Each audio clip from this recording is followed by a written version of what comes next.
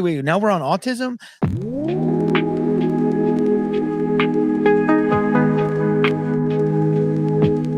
Under the docks, yeah, under the docks. Buried deeper, we're breaking the locks. Footage, got clip, they erase all the shots. Stay connected dots. Under the docks, under the docks, yeah, under the docks. Yeah,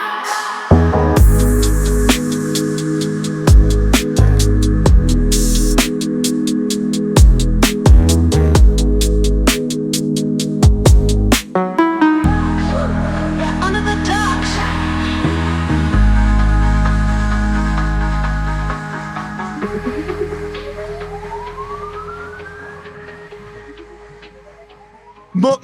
Mainstream Monday. Sean Chris, Paranoid American, Under the Docks is back, breaking down the most viral or just out there mainstream Netflix, Max, Prime. If you guys want to toss us some money, we could do some advertisements for Prime and Max and get people on there.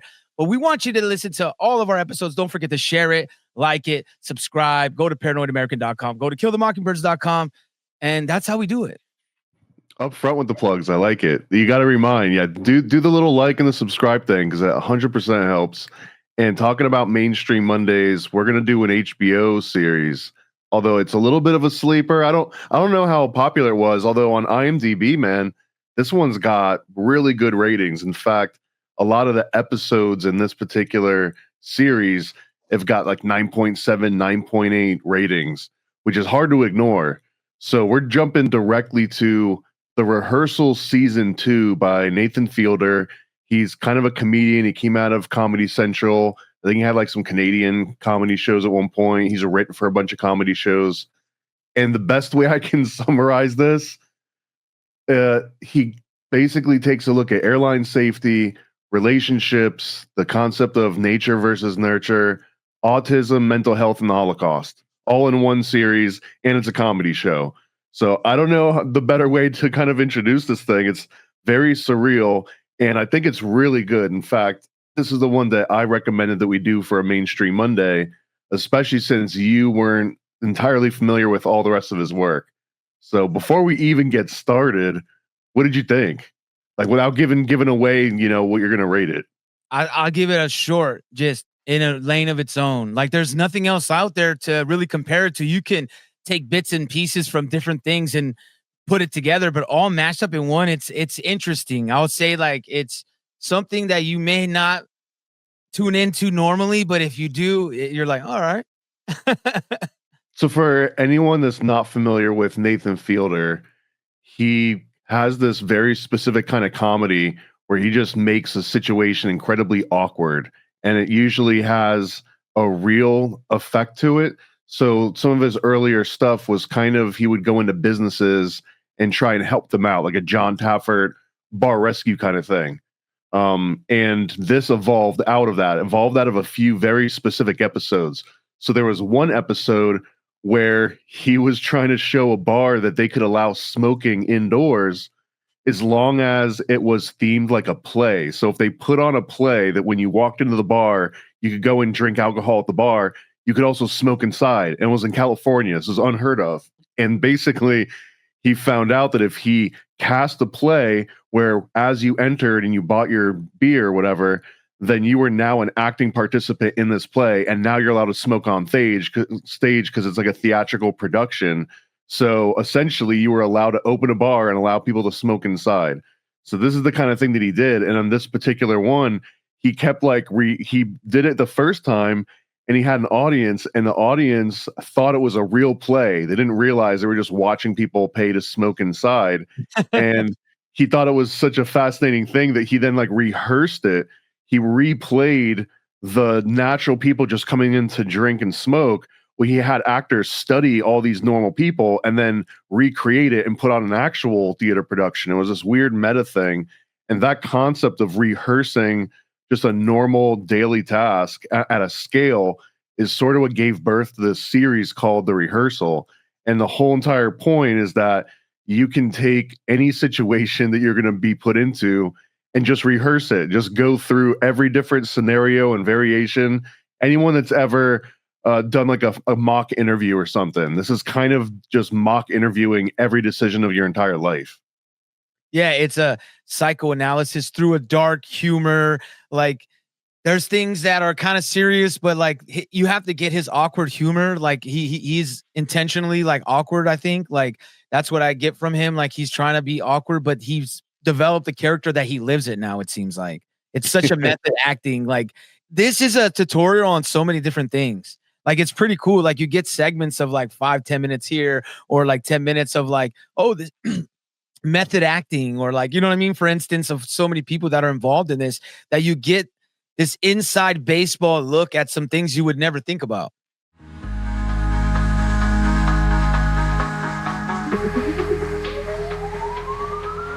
All right, if we plot the course of this particular season, and again, we're skipped right to season 2. This is the latest one. This one's got really high ratings, and you don't really have to watch all of his body of work to get this one. You can just kind of jump into this one. And I think we should just break it down kind of episode by episode and mention this overarching theme. So the overarching theme is that Nathan Fielder, this comedian that's got this body of work now, is that he's portraying that he wants to earnestly take HBO's budget to make a comedy show and then turn it into a way to improve airline safety. That's kind of the premise.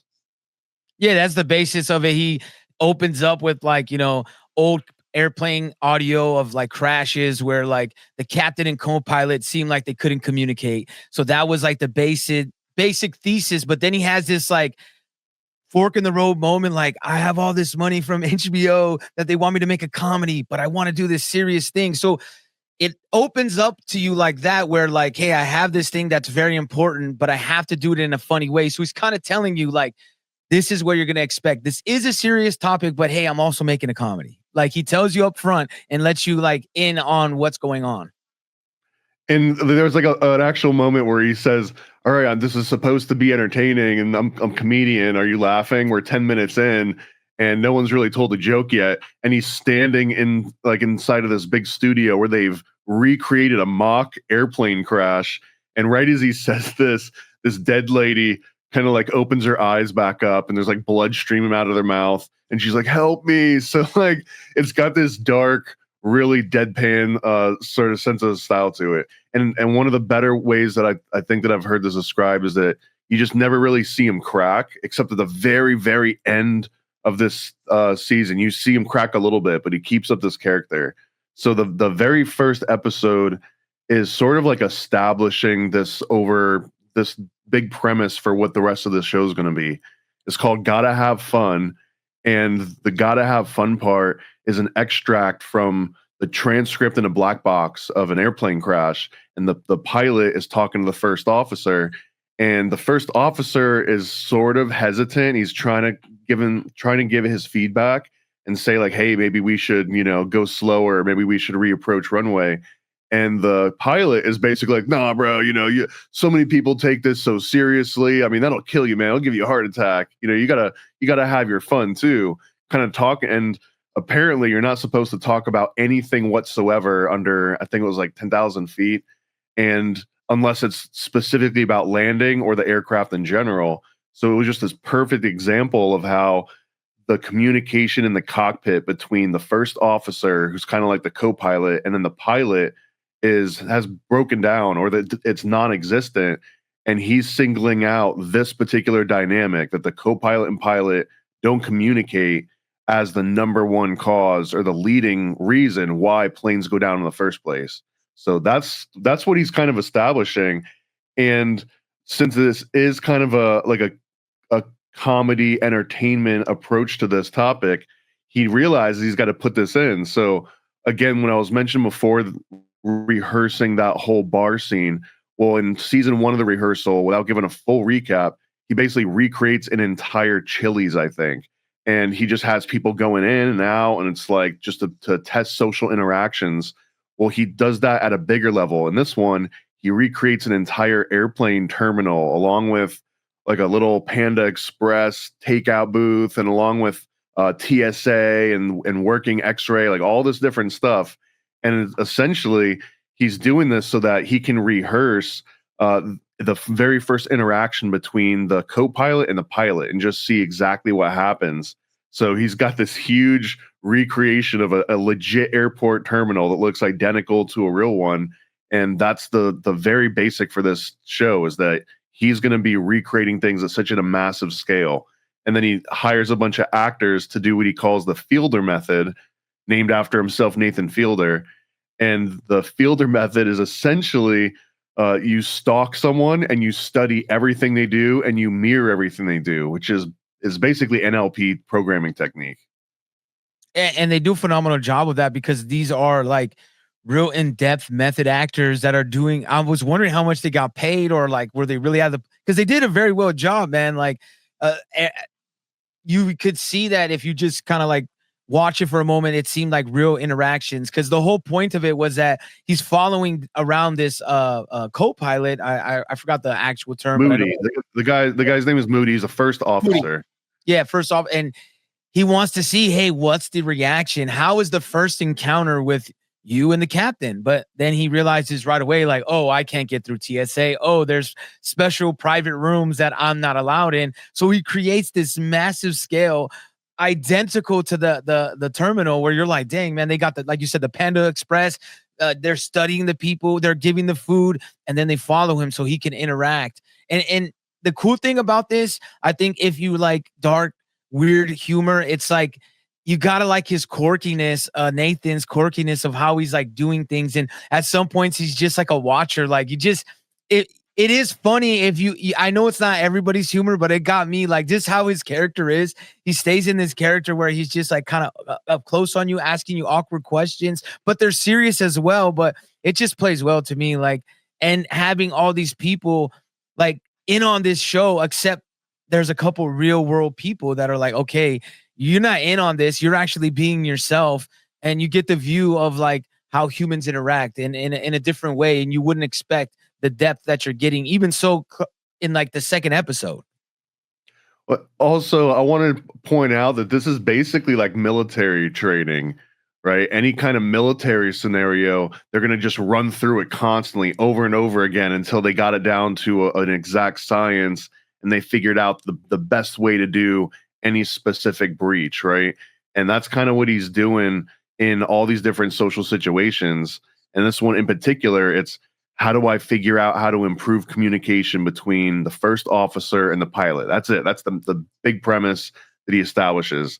And at the end of the very first episode, what he suggests doing is finding Moody's girlfriend, who works at a Starbucks, and it gets kind of personal, right? So he talks to Moody about his girlfriend, and Moody's insecure because she works at Starbucks and she sees all these people, and he's like, hey, she might find someone that's nicer to her than I am or whatever. And basically I lose her to some random customer at a Starbucks.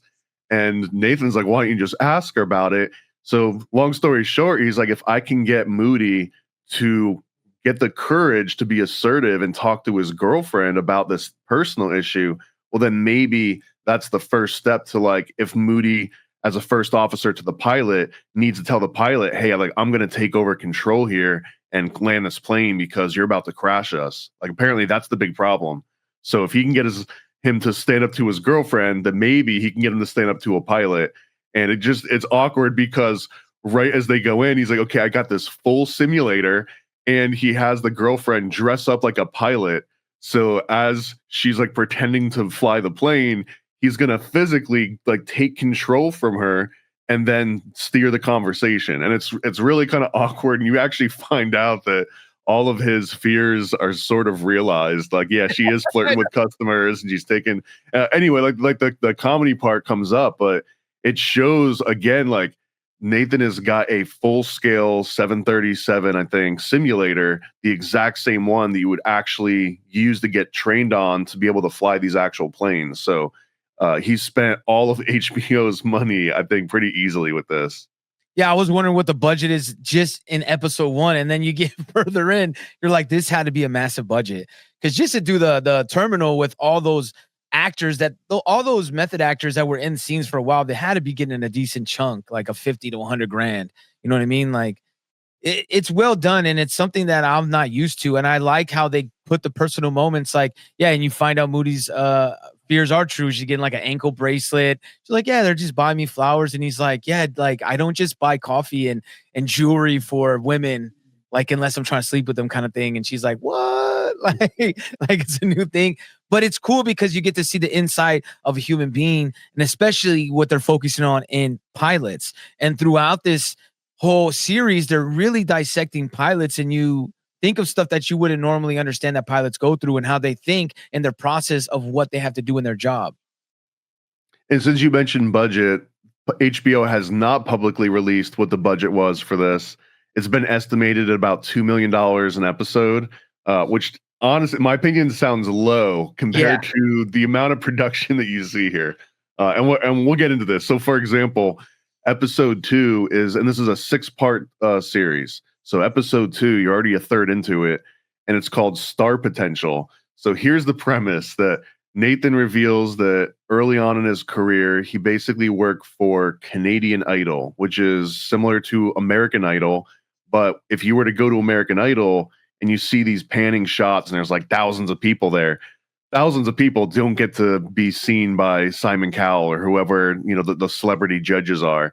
Instead, they would go to these junior judges, and the junior judges are supposed to figure out who has star potential. And if you don't have star potential, then you immediately get eliminated and you don't even get to that main room. So it breaks down to his entire job working at Canadian Idol was telling these like teenagers that, no, sorry, you showed up and you gave it your all, but nope, it's going to be a no from us. Go ahead and leave, please. Next. And that it was this soul crushing job because pretty much no one had like the star potential. So you're just telling hundreds or thousands of people every day, nope, go home. And then they just cry and break down in front of you.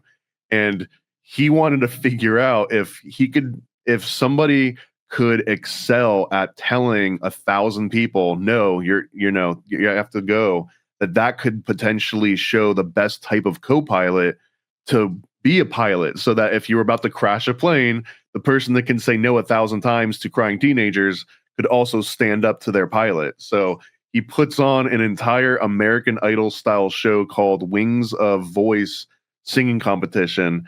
And he casts a whole bunch of people all throughout the country to come and do like a singing competition. And then he hires only pilots or first officers to be the judges. And he wants to see how they put up with just like saying no to people constantly. Yeah, and you could see some of them are like hesitant with it, that they're not very well versed at conversation and leading and being assertive in conversations. But then there's one lady, one first pilot that he kind of is like this is the cool part of the series, is where you see that he's learning. He's like, oh, how did everybody rank her high? Why did they like her? And he starts breaking in does an analysis on how she talks. And she's like, he notices that she says one phrase over and over and over. And he's like, is that the same thing in theory about no, no, no? So I thought that was cool because it's like he's learning at the same time. So I think this is where like the weird comedy comes into play, because what he's doing is he's trying to micro focus on, okay, if this lady is getting these better ratings, let's dissect that. Let's take everything we're like, forget about the pilots, forget about the singing competition. Now let's just figure out what this lady's doing. And then he turns that into a whole thing. And that's the whole series here. So long. I'm trying to summarize as the best I can because so much happens in each of these episodes. They're all over the place. So in this one, in the singing competition, he does isolate it down. And the way that he does this is that after the person singing and gets judged and essentially kicked off the show, he then asks all of them to judge the judge, like rate how well the judge did in rating you. It's this weird meta thing, right? So as he starts doing this, he objectively finds this one lady that everyone's rating like 9 and 10, and they're like giving like hearts, and everyone else is, got maybe okay scores. When he tries to do it and he tries to let someone go, he gets like a 2 or a 3. So there's this part of it where it turns into a competition. In his mind, he's like, what's this lady doing that I can't do? And then he starts studying every word that she uses and her mannerisms. He uses that Fielder method. And as soon as he tries to apply it, he gets a rating of like 3 or a 4 or something. It's still nowhere close. So he's like, all right, let's focus in on this one lady. And he basically pairs her up with a problematic pilot, like this pilot that he's interviewing that comes into this little like bar. So That's not just problematic. Like, this is one of the funniest scenes to me. Is where he's talking about like I've been kicked off Tinder and Bumble and all these sites, and he just starts. It cracks me up because then he's like, "Well, why do you think that is?" And he keeps prying. He's like, "Oh, well, maybe it's because I said no T girls because I've been fooled a lot." I was So like, "What do you mean a lot?" Like that's part I wish they analyzed. How did this guy? They could do a whole docuseries on how this guy got kicked off all these dating sites because he's been fooled a lot by trannies. and this is honestly you're getting a glimpse of what the Nathan for you and what Nathan's like, how he cut his teeth and doing comedy on TV. It was this kind of thing, right? Where he puts somebody into an already ridiculous situation. And I don't know what it is about that. It either attracts people that are just ridiculous people, or maybe you like let your guard down because you're like, oh, this guy is a weirdo. Like, he doesn't even know what he's doing. This will probably never make it to air. So maybe he's like overly sharing. I don't know which of those two, but Nathan seems to attract these kind of people. So now, in the context of a ridiculous situation, he's opening up, and now Nathan's like shocked, and he's just like, "Wait, what?" Like, and that's one of those times where you see the mask drop a little bit, where he's actually like shocked by someone's response, and they use it a little bit. So to give context to this, for the Wings of Voice competition, it's all first officers, and some of them are just handing out like these gold tickets. They're like, yeah, next round, because they can't bring themselves to make these kids cry. And then the other ones, they'll just do it, but they're not great at doing it, except for this one lady. So in order to get their honest feedback, he sends them all to this fake Chili's inside of his fake airport and has all these first officers like mingling and actually, drinking and hanging out. And then he introduces like 3 or 4 pilots into this scene, and he watches like the dynamic shift, and that's where we meet this pilot Jeff, and he basically is thinking, okay, so if there's this guy, this pilot that doesn't know what he's doing wrong, yet he's getting banned from every social media site and every dating app, like he's clearly doing something wrong. And if he's not able to figure that out, then maybe he's not receptive of feedback. So let me put this guy next to this lady named Mara that's doing so well with like rejecting all of these crying teenagers. Let's put them in the simulator and then just see what happens. And that's kind of like where this next approach, because he wants to see, all right, Mara, you're so great, right? You're getting all these 9s and 10s. Let's see how you do with Jeff. That's sort of the premise here. Yeah, and that's a very good combo because he is super, like, he's also had a past of like being super sexual towards his first pilot. So he has this like awkward, not knowing about boundaries, not understanding of like social cues. He's like, he's all out there, man. I know we've all met people like that, but he's a pilot. So that is a very cool dynamic. And as soon as they get into the simulator cockpit, he immediately is like, "So how's your sex life?" Yeah. And it is kind of awkward, right? And you just see for the entire interaction, she's just kind of like dodging and avoiding and trying to change the subject, and he's not really getting it at all. And then the entire context of the episode completely changes. Now, so like we leave them in the cockpit, we see that Jeff and Mara like struggling to kind of be together. And then Nathan's like, okay, so here's this other thing going on. And he's like, I've got this clothing line. And I thought this was such a funny plug, man, because this is a legit clothing line. It's called Summit Ice. And he like plugs it, and then he goes into this tangent. And normally I would skip this, man, but this tangent is kind of like representative of what this whole series is about. So he's talking about, as he's filming this series Rehearsal, he's browsing through Paramount TV streaming, and he notices there's this one episode of his Nathan For You show which is missing. And the long story short on this is that the Nathan For You episode was that he wanted to make a clothing line that was all about Holocaust promotion or Holocaust like awareness promotion, because all the other outdoor clothes lines that he was used to wearing. Apparently, they had like these anti-Semitic donations and like the C-suite level. And anyways, he was like, I'm just going to make my own that does the opposite of what they're doing. If they're going to have like anti-Semitic CEOs, then I'm going to promote like Holocaust awareness.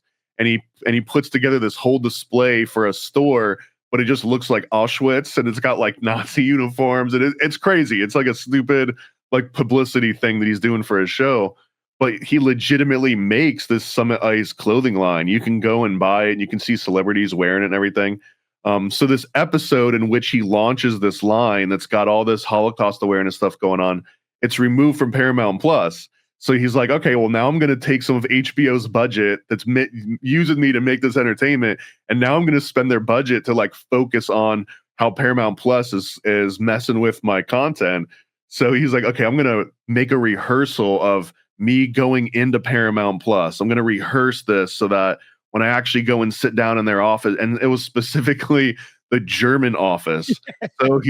So he's like, and he's got this map animation. It's like, okay, first in Germany, they took out my Jewish episodes. So Germany doesn't want the Jewish episode, doesn't want Jewish content. And then it starts spreading to the rest of Europe. And now Germany's telling the rest of Europe that they're not allowed to carry Jewish content. And then the way that he's animating this, it looks like a 1930s World War II map of basically like Nazis spreading all across Europe. So he draws this immediate link between his content being censored by Paramount Plus Germany with the German occupation of all of Europe.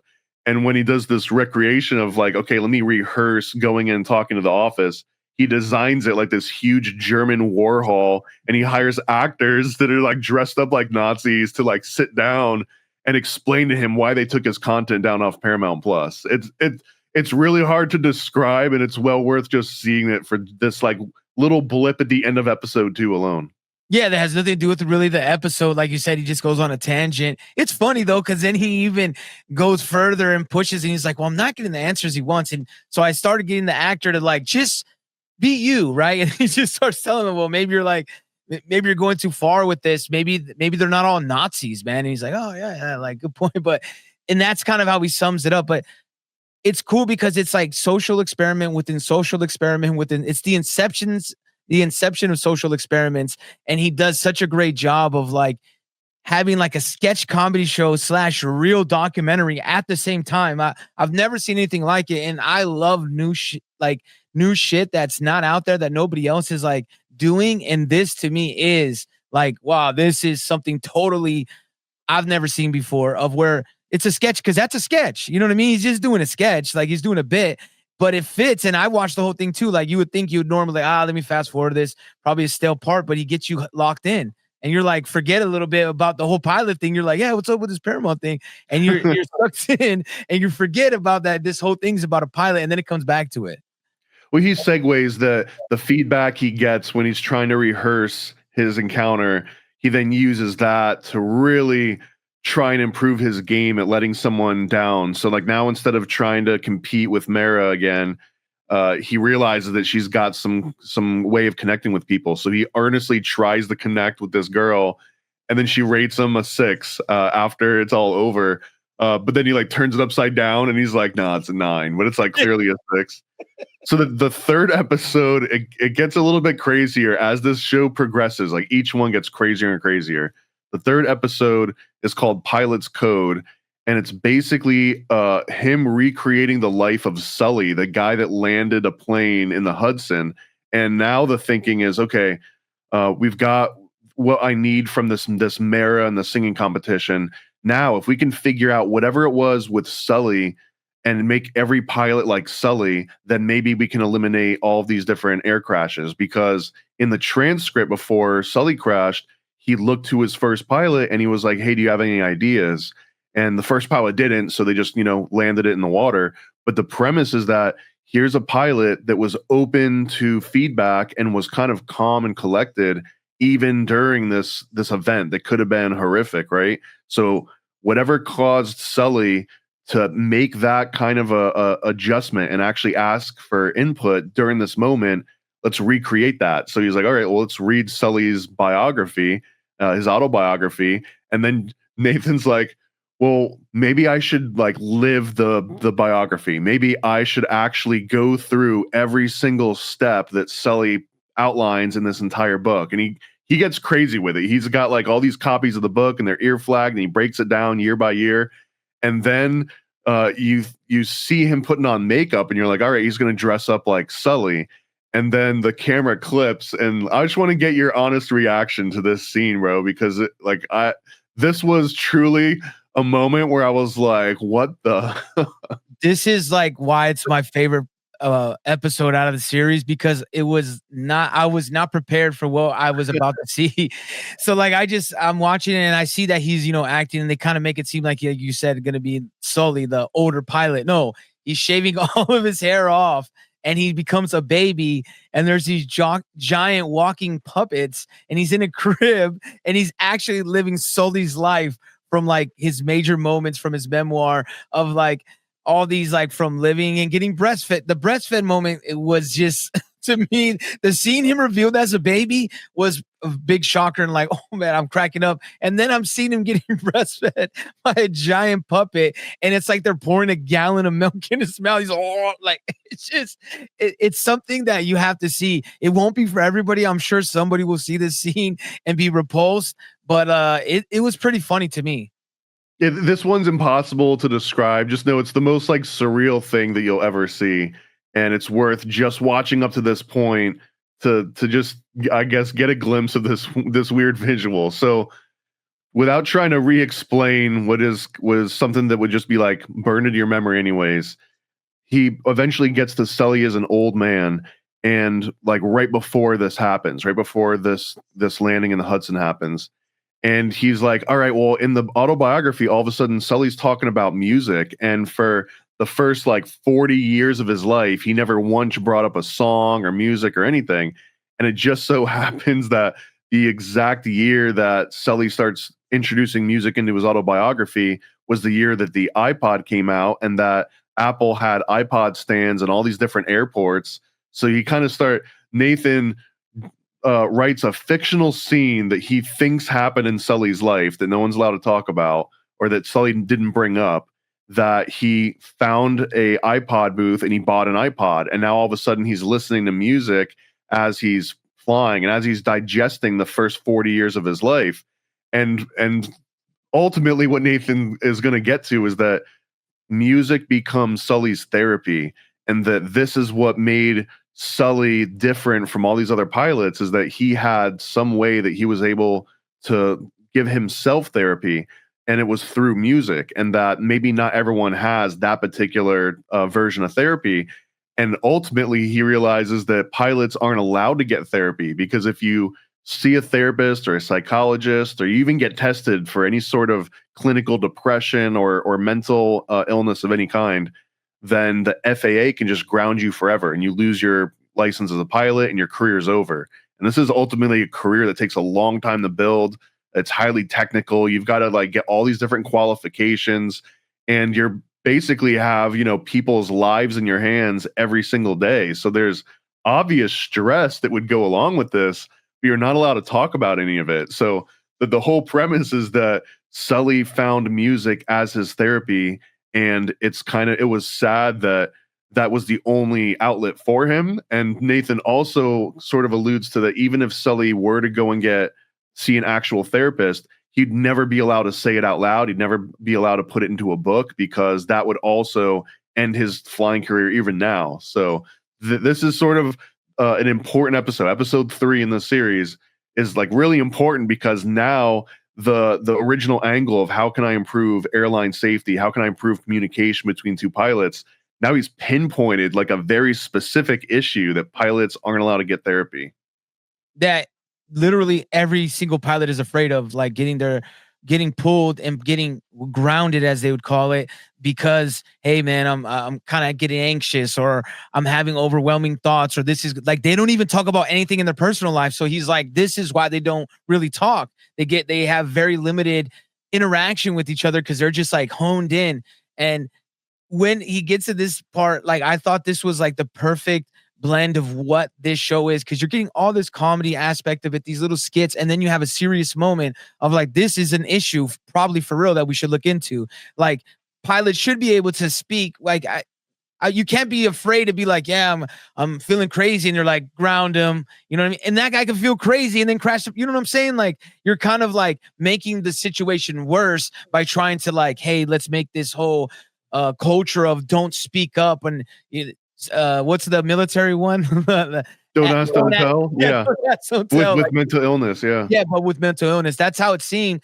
And I was like, this is kind of like fascinating to me that you have this capability of making it funny, stretching out something that I would not have thought of as a skit of like living Sully's life. And then not only does he do that, then when he pieces together towards what you're probably going to get into of like how the scenario happened, I thought this was like great. A piece of work of where you have all this entertainment and comedy, but with real world issues that I could actually look into. And this is a new form of like, this is something that I've always wanted to try to get into and create, of where you're entertaining people, educating people at the same time. So he takes that original premise of pilots aren't allowed to get therapy, and I'm pretty sure. So I'm gonna put what I think happened in this series, which is kind of diabolical of Nathan. So I think that he hires, in episode 4 is called "Kiss Me." We'll get into why.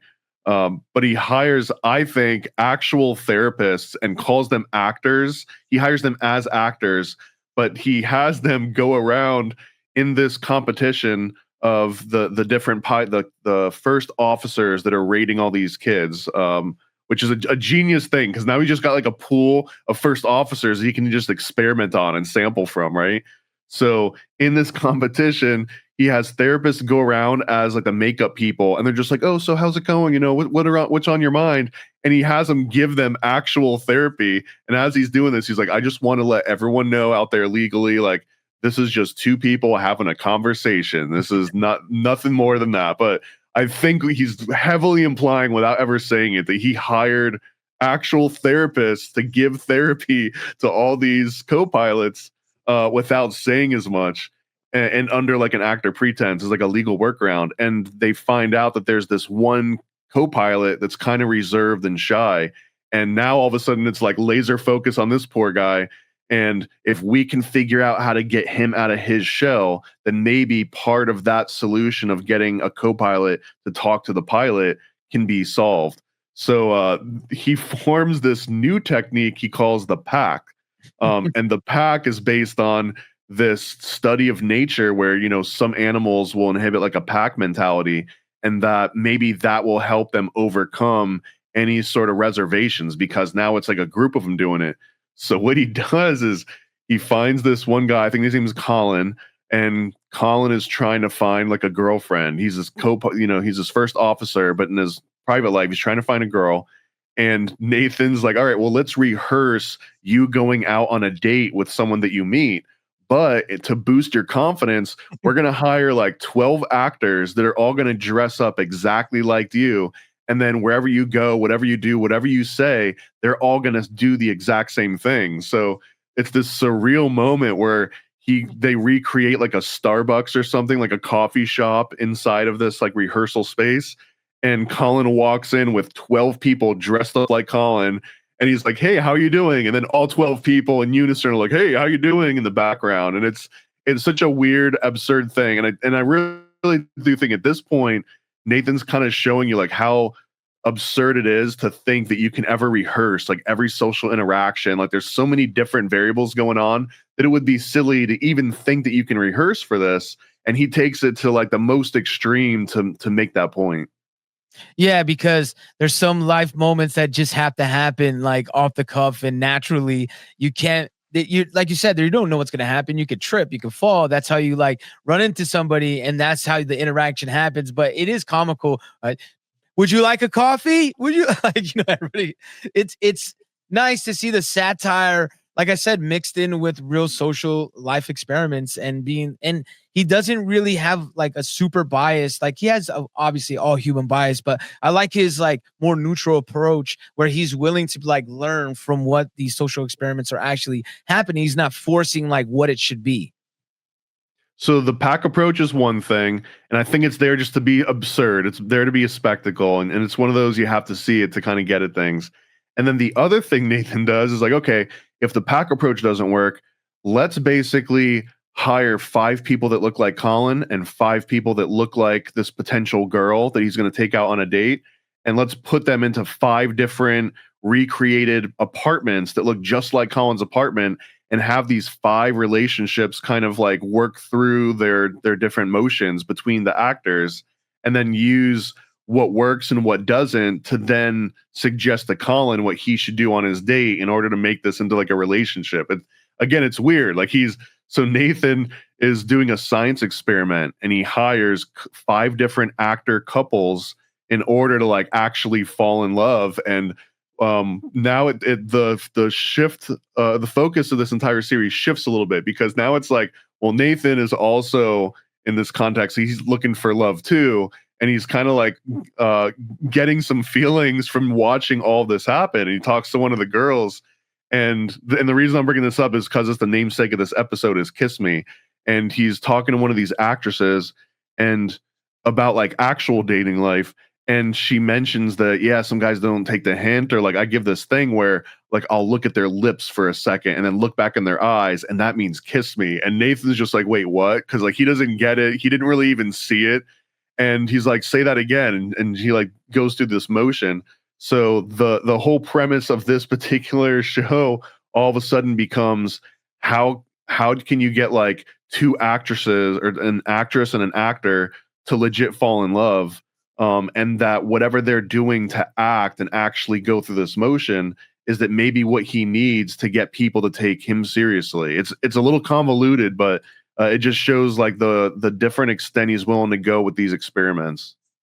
Again, I think, like I said it earlier, but I do think it's the inception of social experiments, because it's like once he unravels the one piece where he's like focusing in on like the pilots and the first pilots and the captains and everything, it like evolves into human nature in general. And he has a piece of him in a lot of these bits as well, where he's like, hey, questioning his own thoughts, like, well, I wouldn't approach that. Like maybe I.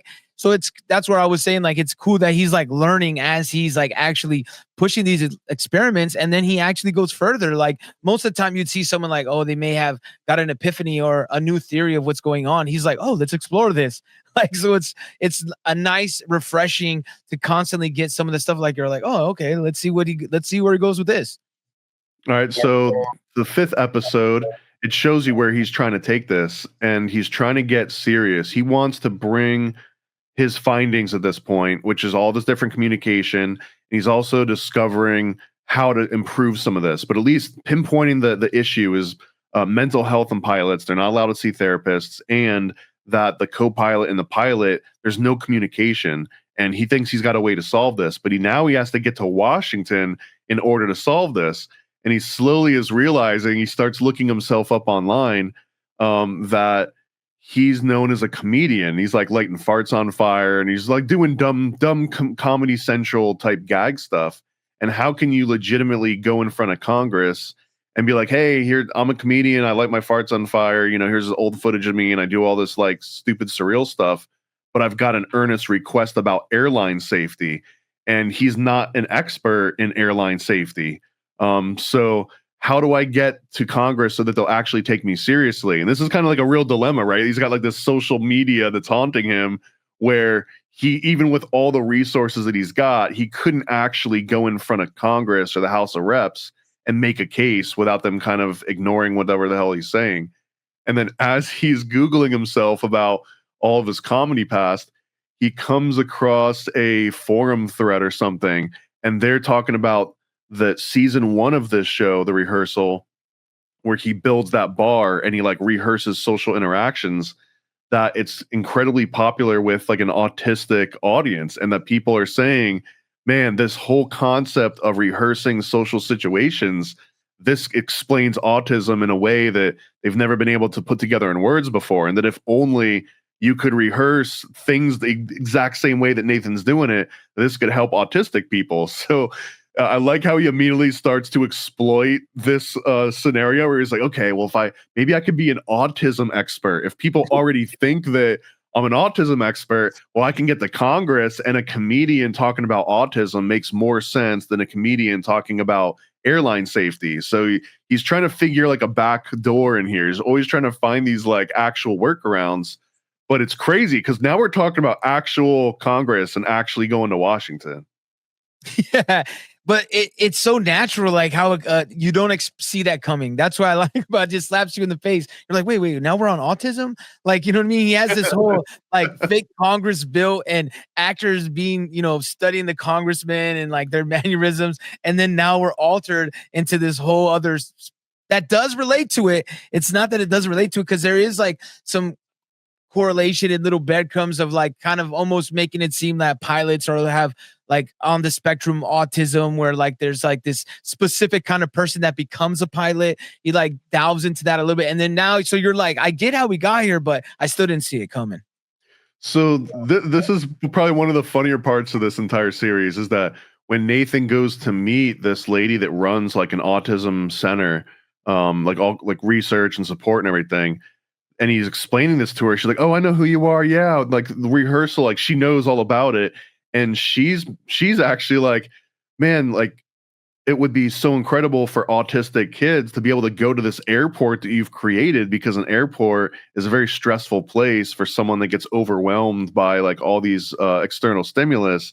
And they work out this kind of agreement where it's like, "All right, well, if I let the kids come and practice interactions in my fake airport, then I can do all this PR and I can look like I'm part of this like big autistic foundation thing, and then leverage that with getting a meeting with this guy called Steve Cohen, who is a Democrat from Tennessee, and he's a member of the Congressional Coalition for Autism Research and Education called CARE, but he's also on the board that oversees like airline safety regulations and FAA stuff. So he's like, all right, if I can pinpoint this guy. So he sets up a meeting, and the ironic part is that he doesn't rehearse for this meeting, like the most important thing that he's done so far. And he makes this whole point of like, look, I get that this is the rehearsal and I go to like all these extents, but it's just like this fun extra bonus thing that you can do that's interesting, but you don't actually have to rehearse everything. And look, I'm just going to go into this meeting and do this off the cuff. And he freaking bombs the meeting so hard. He ends up like reading off of his notes. You can tell that he's not connect.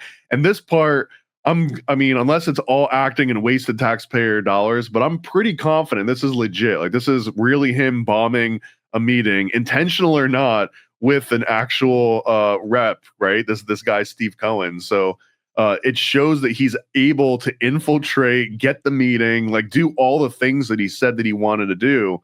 But he ultimately bombs it at the end. I think intentionally. I think it was to kind of like make this point. But man, let me just take like a conspiratorial tone just for a second here, right?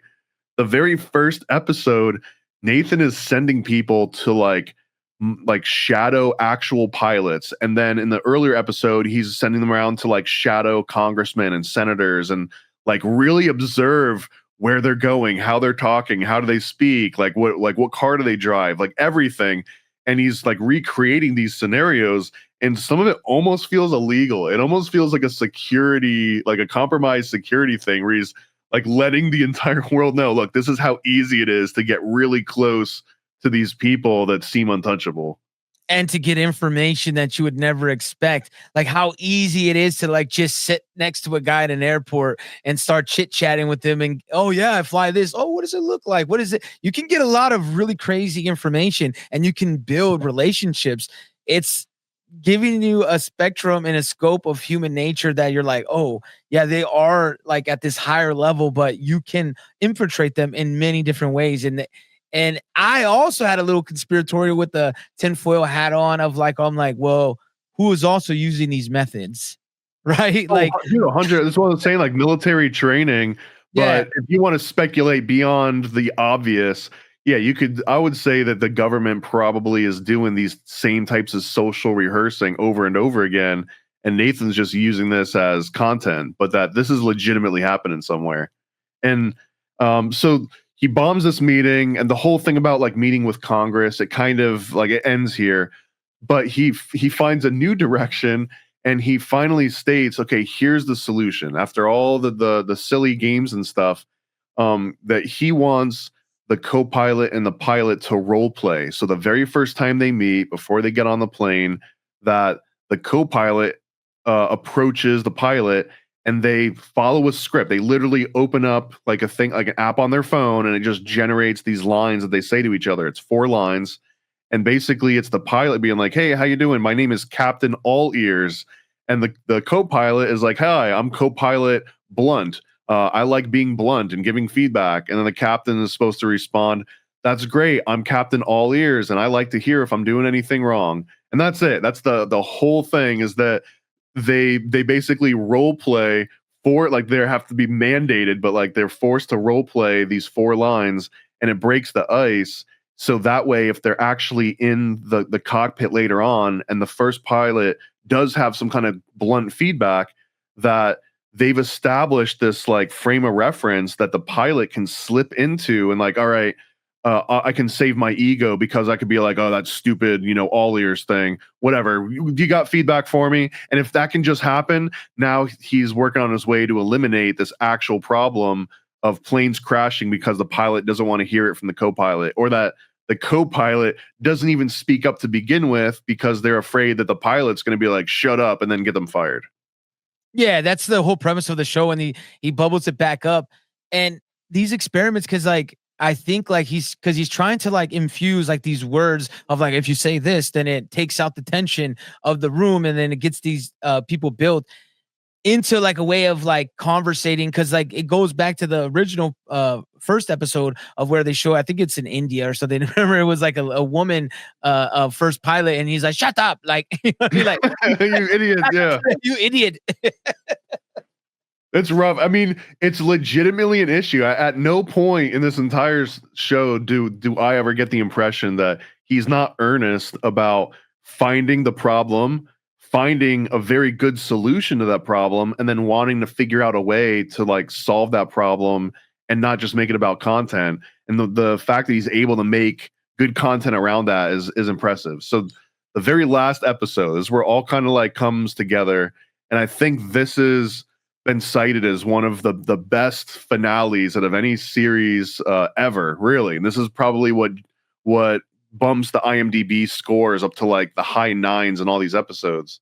So it's called My Controls, and Nathan reveals that 2 years before he started doing this Rehearsal season 2, that he's actually been taking pilot lessons, that he's actually been flying, and that he's got something like over 120 hours of all these flight lessons built in.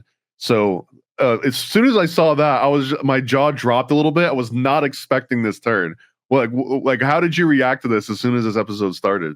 No, it was stunning, because you're like, oh, so this is a real problem that he's thinking of. It's not like, because I was wondering why he was so passionate about it, right? But I didn't it did give me like a little sucker punch, right? Where I'm like, dang, he's a pilot. Like, basically, he's doing this because it genuinely came up naturally in what he was doing in his other life.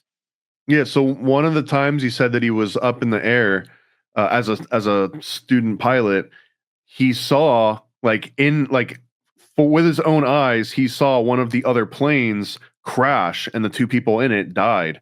And this kind of like, I mean, it would probably rock him to his core. He's up there, and he basically says that he took a month off from doing any of this at all because it shook him so hard. And he mentions too, because most pilots after about 30 hours, 30 to like 50 hours, they can fly solo. You only need about 30 hours in the air before you're able to not have a co-pilot. And that after 120 hours, he still wasn't able to land the plane. And that every single instructor that he had met all said that he was like the slowest learner, that like they didn't know what he was doing wrong. But they show all these clips where they have to take the controls away, because it's basically like a student driving car, where the driving instructor has their own brake pedal and gas pedal and steering wheel and everything.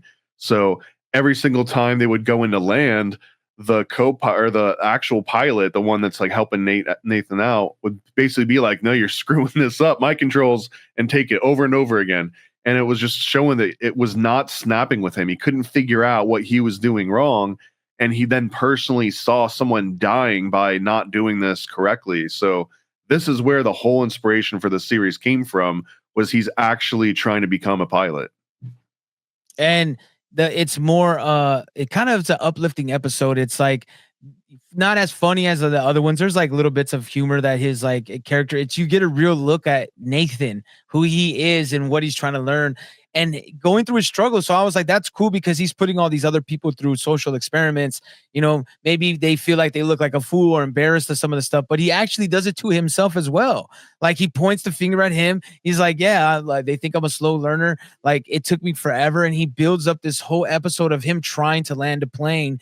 And it it starts to climax towards the end to like to me where it's really cool of where he's like, I'm gonna land a plane. And it's like a real I a seven, what is it, a 737? Is that what is that the size of the plane? Well, that he's hold on. Oh, wait. So he finally lands like the little Cessna plane, the little student plane thing after taking a break, and he does this like chair flying thing. It's like a mental exercise where you sit down and you envision every single problem and that you're handling it all perfectly. And you just every single time you sit in a chair, you pretend you're doing this thing perfectly, which is some crazy like deep magic stuff. But anyways, he does this magic ritual for about a full month, and then he lands the plane just like that. But then the topic shifts. Now it's not just him flying this little Cessna and getting to land it solo. He's like, all right, well, how do I go from this to flying a commercial 737, like an actual plane that would have hundreds of people on it?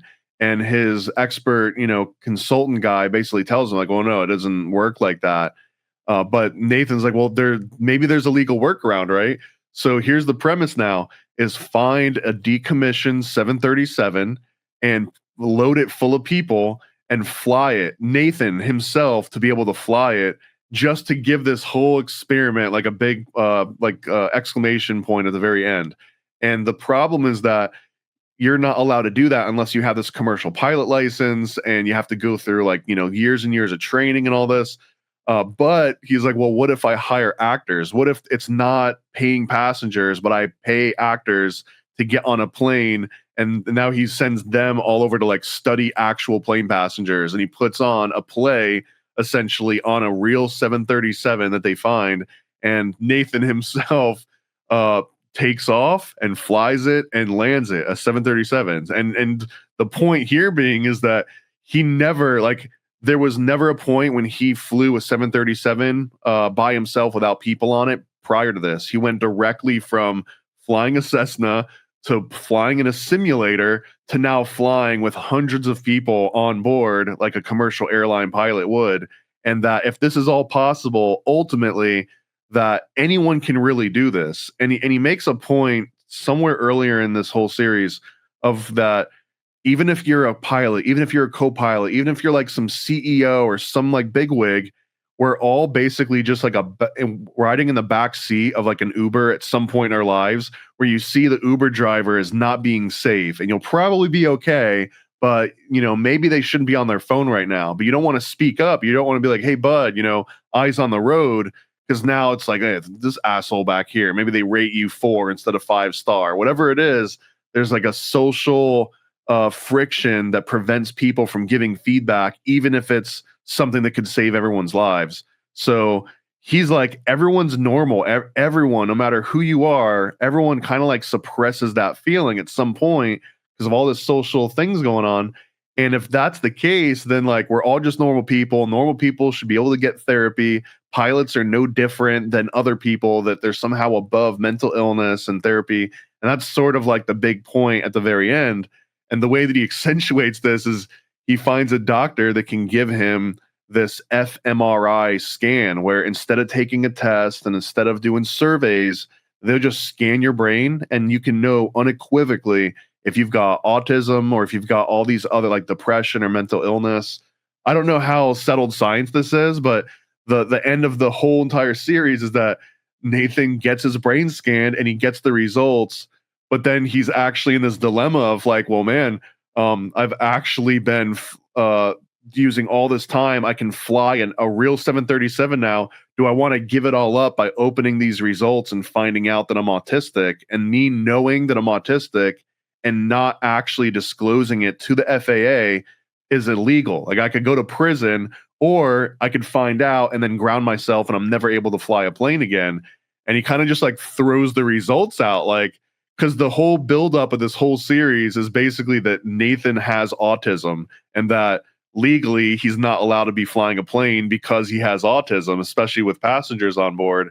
And the premise is, how silly is that? Like, of course, there's pilots out there that have autism and they're just not allowed to tell anyone. Yeah, that's like the undertone. There's a lot of undertones of like different ventures you're going on, and it all ties well at this end episode where now you've went on this journey with him. You see why he feels this way. I mean, he even goes as far as like taking like a psych evaluation, what pilots go through. You see this inside like view. That's why he wants to put cameras in the cockpit. And he's like, we're gonna like, I'm gonna push this co-pilot. And you could see his fear when he's landing the plane, man. He is pretty scared, man. That looks like to me a little mask slipping true moment of like, whoo, hey man, this is a pretty big moment. Like, like, am I doing this right? I hope I don't crash the plane. Like you could see his true emotion in that moment.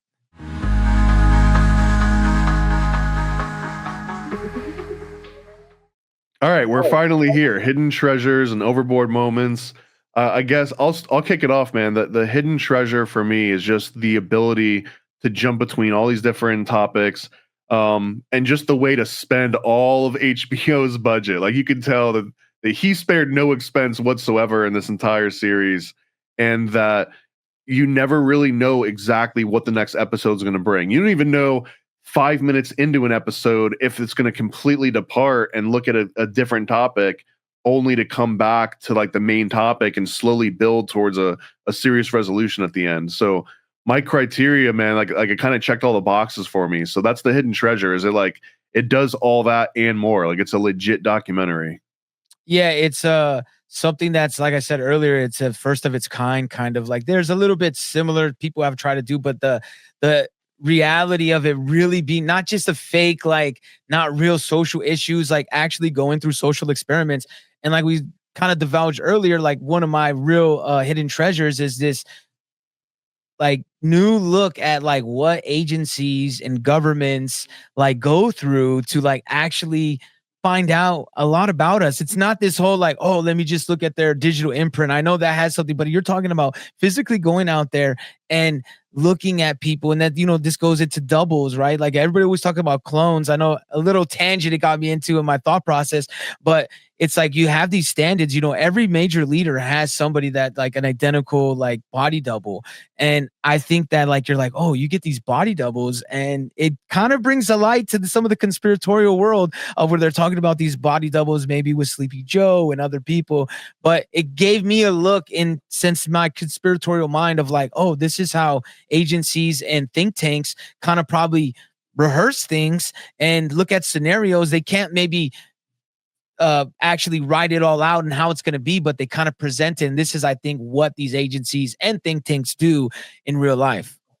All right, here's another hidden treasure too, I guess, on that same point of in my understanding, this is how NLP works, is the way that Nathan unfolds all this and the way that his like little simulations work. So one of those examples is called I think it's called like collapsing functions and collapsing stories. And this is where you start one story, and then and when you get right to the middle part of that story, instead of finishing it and or continuing and finishing it, you start another story, and then you can get halfway into that one, and you can start another story. So now you're like 3 stories deep, and if you know what you're doing rhetorically, then you'll like slowly close story 3, and then you'll close story 2, and then you'll close that very first story, kind of in order. And what that does is it like nestles that third story deep inside your brain to where you might forget about it, but a month or a year later, you can still recall some of those like little details.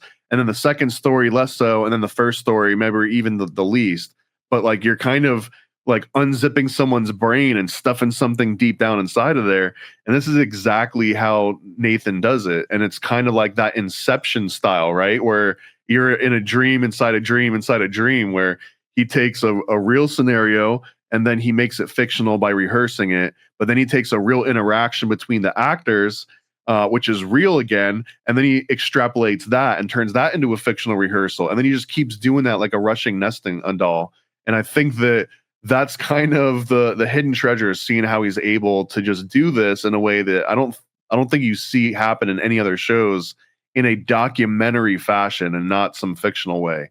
That said, the overboard here is that if this is not your kind of comedy, if you get to episode 2 and you're just like, I'm not into this, then maybe you won't like the rest of it. I think it's still worth watching, but I can definitely see how this is not everybody's flavor. I don't know if like my parents would like this.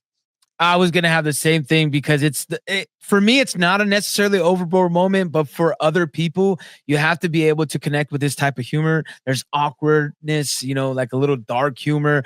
If it's not your cup of tea, like if it kind of like you don't like weird things, some people are gonna see some of the scenes and be like, "Whoa!" But like one of the greatest scenes is when like they show Sully and like the way he landed this plane is like, yeah, he got into music. And what was the song Bring Me Back to Life was like the core theme of like why he saved the day.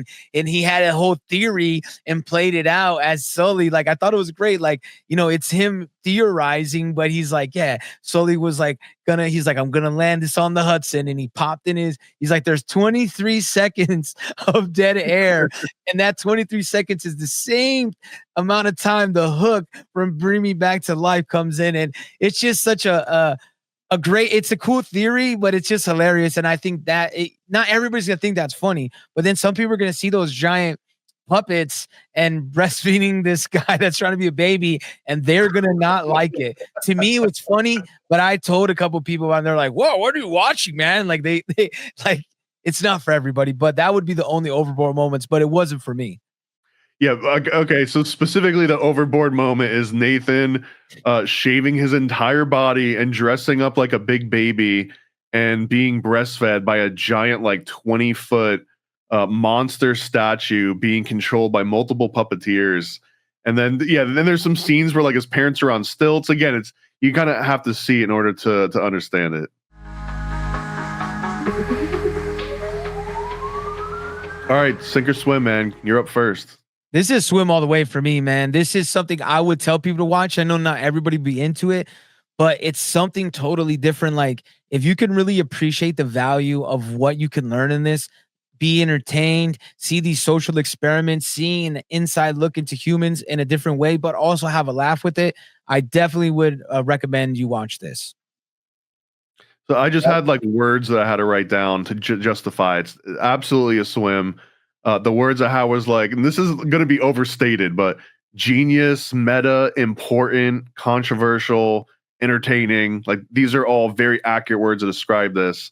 And I also realized it does all the things that I look for in a documentary. I learned something brand new that I had never really considered before, that pilots aren't allowed to get mental health training, along with all the other, like there's a segment in here about people that clone their dogs and they're trying to get the dogs to act like the original dog, but they can't. And that also feeds into this nature versus nurture thing. Like there's so many different twists and turns and angles, and it's all like new things that I never considered before. And it's not entirely fictional. Like these are all legitimate, like documentary style findings. So you watch this entire series, and it's almost like you just watched 10 different little mini documentaries stitched together by surreal comedy. So I mean this is kind of like the perfect format for Nathan. This is not. I'm glad that not every documentary is like this. Like there would be no real world for us to like conversate in, right? Like nothing would make sense if everything worked like this. So I'm glad it's only Nathan doing this. But yeah, total swim for me.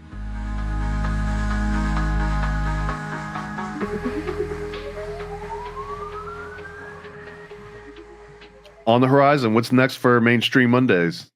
Who knows? Leave a comment, share this episode, send us an email, put it in a comment. We want to know what you want to see. We're picking through names, picking through stuff. If you get some good material, we got a little bucket. We need to get like that Kill Tony bucket, but except it will be documentaries, and we'll pick it out of the hat, and maybe we'll pick your thing. So leave us a comment with what you think we should watch next. We got a couple things we're thinking of, but I think we're going to surprise you. As always, paranoidamerican.com. Get yourself some comics. Get yourself all the cool conspiracy merch that you never knew you needed to have. And check out the Kill the Mockingbird podcast with Sean Chris. It's Under the Docks. Peace.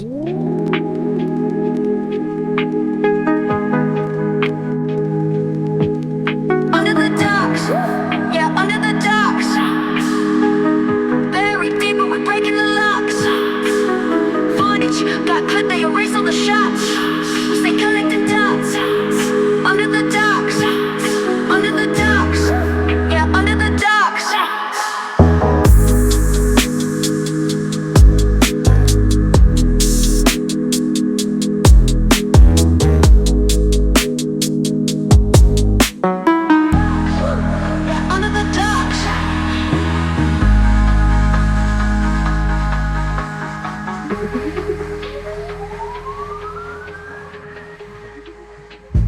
Ready for a cosmic conspiracy about Stanley Kubrick, moon landings, and the CIA? Go visit nasacomic.com.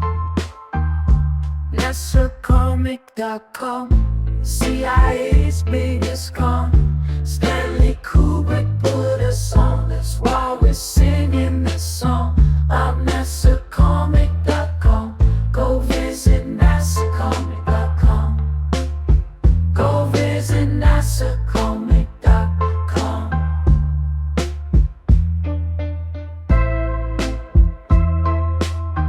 Yeah, go visit NASAcomic.com. Oh, NASAcomic.com, CIA's biggest con. Stanley Kubrick put us on, that's why we're singing this song. I'm NASAcomic.com, go visit NASAcomic.com. Go visit NASAcomic.com. Yeah, go visit NASAcomic.com. Never a Straight Answer is a 40-page comic about Stanley Kubrick directing the Apollo space missions.